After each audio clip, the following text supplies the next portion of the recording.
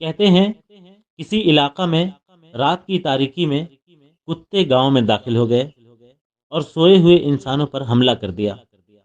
وہ لوگ چیخ و پکار کرنے لگے اور ساتھ والی گلی کے رہائشیوں کو مدد کے لیے پکارنے لگے، لیکن ان کی ہمسائیہ گلی کے لوگوں نے اپنے دروازے بند کر لیے اور کہا پرائے فساد میں کودنے کا کیا فائدہ۔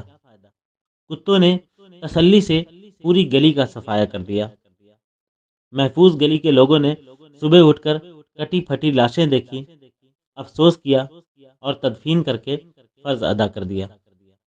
اگلی رات آئی، کتے محفوظ گلی پہ حملہ آور تھے۔ وہ لوگ چیخے چلائے، لیکن ان کی چیخو پکار سننے والا کوئی نہ تھا۔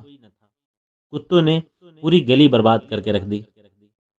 شیخ سعدی کہتے ہیں کہ اگر وہ لوگ پہلی رات ظلم کا شکار ہونے والوں کی مدد کو پہنچتے تو دوسری رات کتوں کو معلوم ہوتا کہ یہاں ظلم نہیں کیا جا سکتا اور دونوں گلیاں محفوظ رہتی۔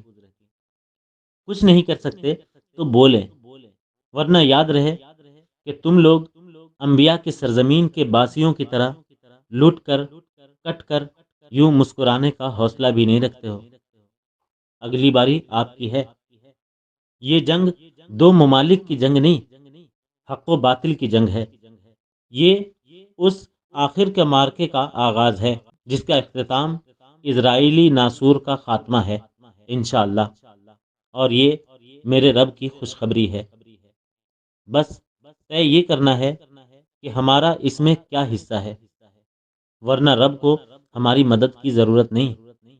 اس کے دین کے لیے چنے ہوئے لوگ موجود ہیں، بس اپنا فیصلہ کرنا ہے۔ آج اگر فلسطین برباد ہو رہا ہے، کل آپ برباد ہوں گے، کل آپ کا ملک برباد ہوگا۔